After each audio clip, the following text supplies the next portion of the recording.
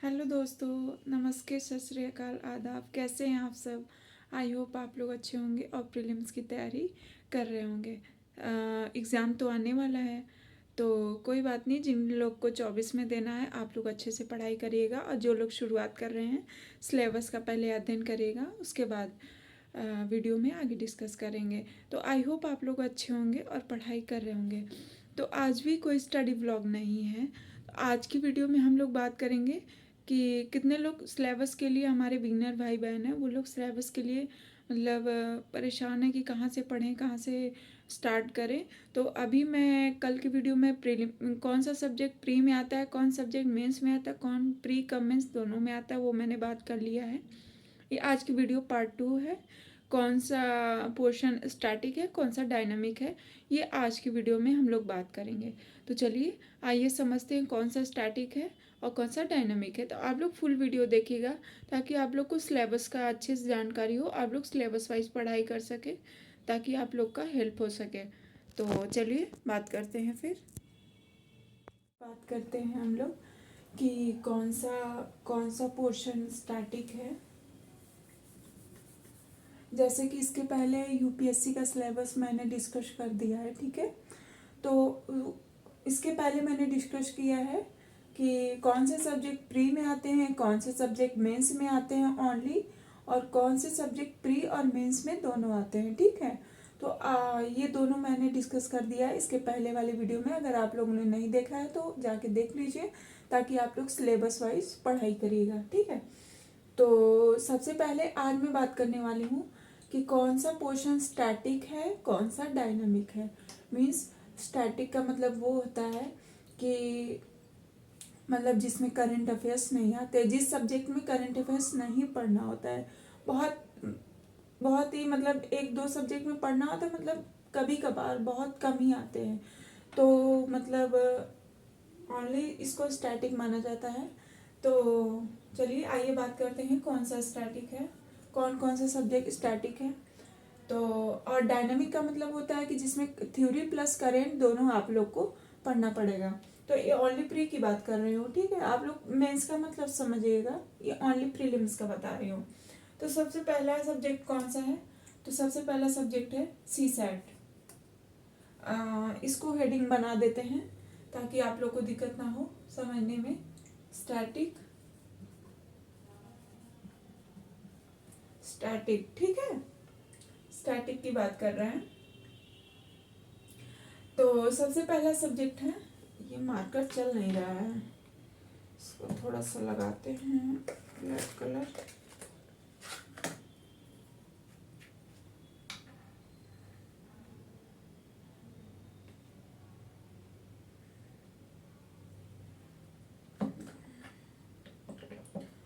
तो सबसे पहला सब्जेक्ट क्या है?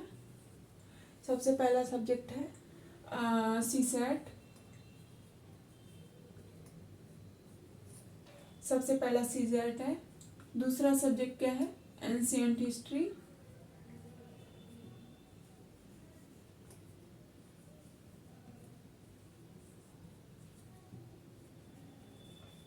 ठीक है, पहला है सी सैट, दूसरा एंशिएंट हिस्ट्री, प्राचीन भारत का इतिहास। इसको मतलब एंशिएंट हिस्ट्री को आप लोग डायनेमिक में मत रखिएगा, क्योंकि बता रहे हैं एंशिएंट हिस्ट्री का बहुत लोग सोचते हैं कि इसको मतलब कई भाग मतलब एंशिएंट हिस्ट्री के करंट अफेयर्स में आते हैं। तो वो लोग एंशिएंट हिस्ट्री का पोर्शन नहीं आता है, वो आर्ट एंड कल्चर का आता है। जैसे कि कोई मंदिर हो गया, कोई स्थान हो गया, कई जगह हो गए, तो वो उसको आर्ट एंड कल्चर से रखा जाता है। तो ये एंशिएंट हिस्ट्री का पोर्शन हम लोग पढ़ते हैं स्टैटिक में। तो तीसरा कौन सा है? मिडावल।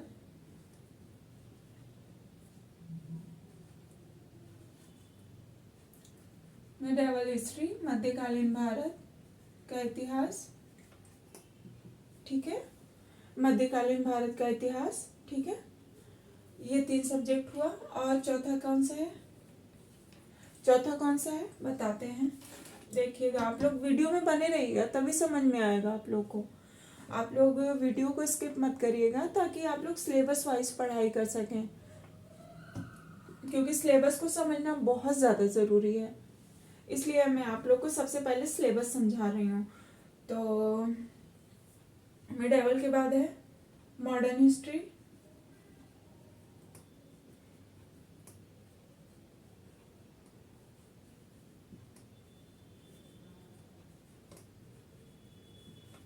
लिखने में दिक्कत हो रही है थोड़ी, कोई बात नहीं, आप लोग मैनेज कर, ये दिख रहा होगा कि मैं क्या लिख रही हूँ। तो ये है, मैं बोल भी रही हूँ। तो ये है एंसेंट हिस्ट्री, प्राचीन भारत, ये मिडेवल हिस्ट्री, मध्यकालीन भारत, मॉडर्न हिस्ट्री, तो आप लोग समझ रहे होंगे आधुनिक भारत का इतिहास। तो मॉडर्न हिस्ट्री, और इसको स्टैटिक है, ठीक है। तो ये है फिजिकल ज्योग्राफी, पांचवा फिजिकल जियोग्राफी। फिजिकल ज्योग्राफी में कितने लोग को सोच रहे होंगे कि फिजिकल ज्योग्राफी का कुछ मतलब करंट अफेयर्स में आता है, तो बहुत कम ही आता है, मतलब बहुत ज़्यादा कम। इसको स्टैटिक में हम लोग रखते हैं, तो स्टैटिक का पोर्शन है।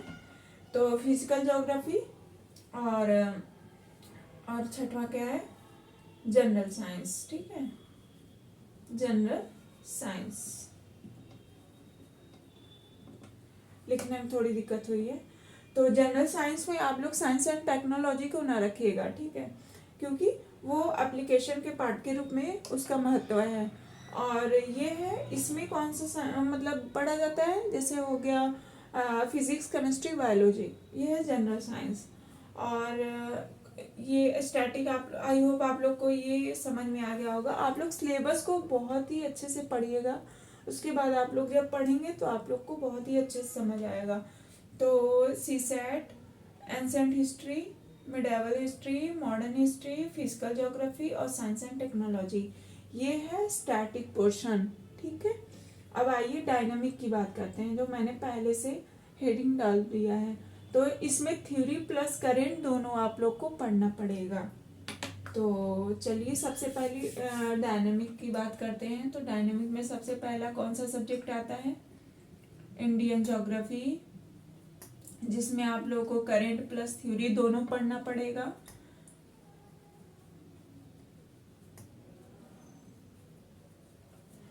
इंडियन ज्योग्राफी, भारतीय भूगोल। दूसरा है Indian polity.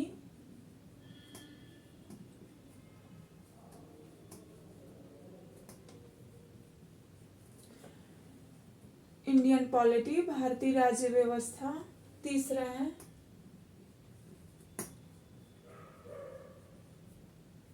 Indian economy.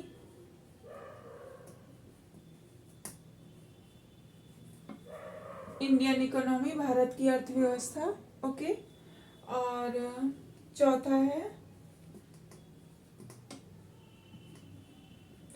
Science and tech, science and विज्ञान एवं प्रौद्योगिकी। और लास्ट में क्या है, सॉरी, इकोलॉजी और इन्वायरमेंट, इकोलॉजी, इन्वायरमेंट। लिखने में दिक्कत हो रही है, टेबल लगा है, कोई बात नहीं। तो ये है 5 सब्जेक्ट, ठीक है, ये 5 सब्जेक्ट है, इकोलॉजी और इन्वायरमेंट। इसमें आप लोग को थ्योरी प्लस करेंट दोनों पढ़ना पड़ेगा। तो स्टैटिक मतलब जिसमें करंट नहीं आता है, ये डायनामिक जिसमें करंट और थ्योरी दोनों आते हैं। तो ये है इंडियन ज्योग्राफी, भारतीय भूगोल, भारतीय राज्य व्यवस्था, भारतीय अर्थव्यवस्था, साइंस एंड टेक्नोलॉजी और इन्वायरमेंट, इकोलॉजी, ठीक है। तो आशा करते हैं आप लोग को ये वीडियो समझ में आई होगी। और इसके पहले अगर आप लोग सिलेबस को अध्ययन करेंगे तो उसके बाद का ये है, तो आप लोग को बहुत ही अच्छे से समझ आ जाएगा।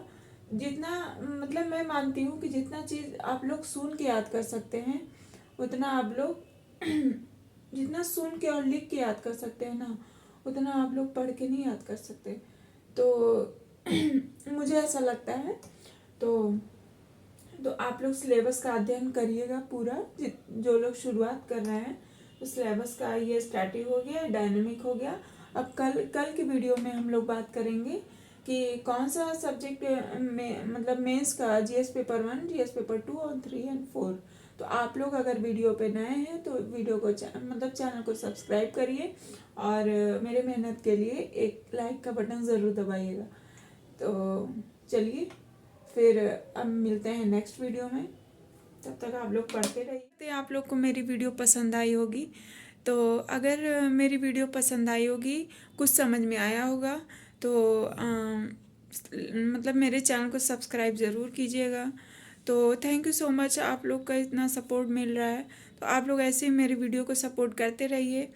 और फिर आगे जीएस पेपर 1, 2, 3, 4 की हम लोग डिस्कस करेंगे और कौन सा बुक पढ़ना है वो भी डिस्कस करेंगे।